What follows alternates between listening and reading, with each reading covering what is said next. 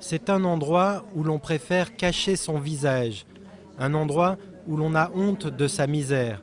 Mais toutes ces personnes n'ont guère le choix, elles doivent trouver de quoi manger. J'ai un petit garçon, j'ai pas aucun revenu, c'est que mon mari il travaille et ça suffit pas pour manger, voilà, pour vivre.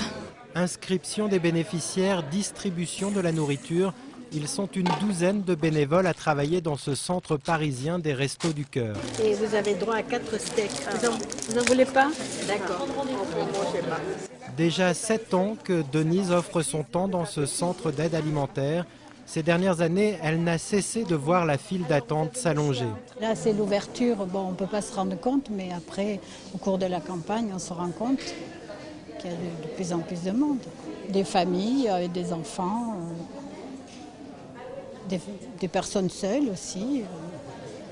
Dernièrement aussi, de plus en plus de personnes âgées et de travailleurs dits pauvres.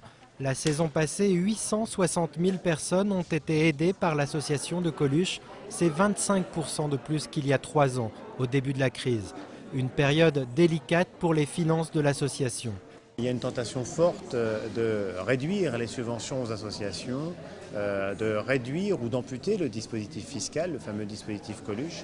Ce serait le plus mauvais calcul, parce qu'au moment où nos associations ont de plus en plus besoin d'aide et de moyens pour aider un nombre croissant de personnes, leur réduire leurs ressources, ce serait les mettre dans une impasse. Qui peut faire beaucoup plus avec beaucoup moins? Pour l'instant, les Restos du Cœur ont réussi à préserver l'avantage fiscal pour les donateurs, tout comme ils ont obtenu le maintien des aides européennes jusqu'en 2013. Et pour ne pas se faire oublier en cette année de présidentielle, ils comptent bien interpeller chacun des candidats.